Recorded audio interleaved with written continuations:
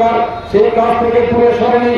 শেষ পর্যন্ত আপনারা জানেন গায়ের জোরে পার্লামেন্টের মেম্বারদেরকে গায়ে ধাক্কা দিয়ে 3টি কৃষি বিল সেখানে কার্যক্রম করেছে, যা আমাদের দেশের কর্পোরেট জমিদার ওই যারা আজকে গোটা রাজ্য সেখানে সরকারকে পরিচালনা করছেন সেই কর্পোরেটকে খুশি করার জন্য 3টি কৃষি বিল সেখানে চাইয়ে পরিবর্তন করেছিলেন।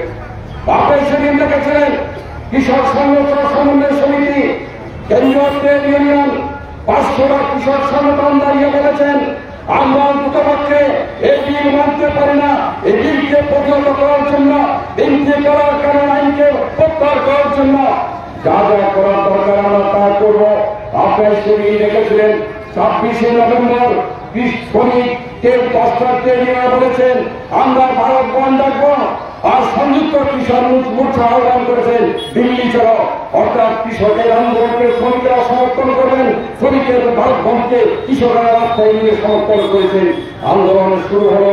আর সেই আন্দোলনের ইতিহাস আপনারা জানেন, একটা সন্ত্রাসবাদীকে যারা মোকাবিলা করার জন্য যেখানে কোনো কর্মসূচি নেই, আর কৃষক আন্দোলনকে দমন করার জন্য রাস্তাতে সেখানে আজকে প্যারেড দেওয়া হয়েছে, বুলডোজার চালানো হয়েছে, জল জমা করেছে।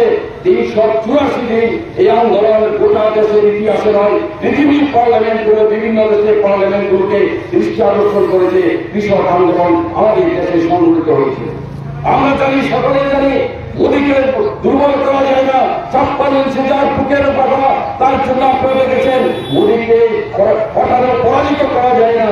শেষ পর্যন্ত আপনারা দেখেছেন 384 দিনের মাথায় মোদীর দেশবাসীর কাছে ক্ষমা চেয়ে, কৃষক আন্দোলনের কাছে ক্ষমা চেয়ে বলেছেন আমরা 3টা কৃষি আইন প্রত্যাহার করলাম, পার্লামেন্টে দাঁড়িয়ে এই আইন প্রত্যাহার করবো। স্বাধীনতার আন্দোলনের ইতিহাসে স্বাধীনতার পর এরকম ঐতিহাসিক সিদ্ধান্ত আমাদের দেশে কোন সরকারের ক্ষেত্রে আইন পাস করে আবার আইন করে নিয়েছে একমাত্র কৃষক সংগঠনগুলো, শ্রমিক সংগঠনগুলো মোদীকে প্রথম দামের জন্য সেখানে মধ্যে বাধ্য করিয়েছে।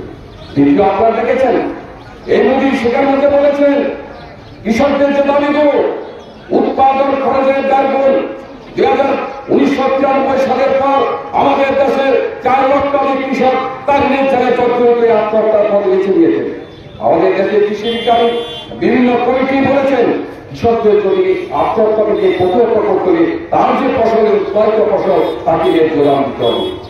কৃষি বিজ্ঞানী বলেছেন 50% অর্থাৎ টোটাল ফসলের যা খরচ হবে তার সঙ্গে 1.5 যে তাকে ফসলের সেখানে উৎপাদন করে 1.5 দামে কৃষকের কাছ থেকে ফসল ক্রয় করতে হবে, এটা এমন আইনে পরিণত করতে হবে। এই দাবি আজও সেখানে কার্যকরী হয়নি।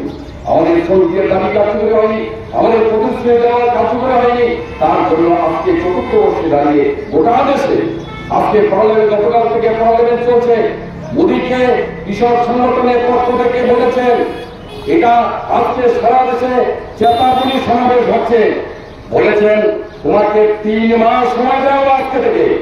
3 মাসের পরে যদি ভারতবাদ কার্যকরী না হয় তাহলে ওই 2020 সালে যেভাবে চলেছে সেইভাবে আন্দোলন করবে। আমরা আপনাদের কাছে আবেদন করব আগামী দিনে ঐতিহাসিক আন্দোলনগুলো আগামী দিনে লড়াইয়ের জন্য আপনারা প্রস্তুত থাকবেন। এই কয়েকটি কথা হলো সকলকে অভিনন্দন জানিয়ে আমি আমার কথা বলা শেষ করছি। ইনক্লাব জিন্দাবাদ।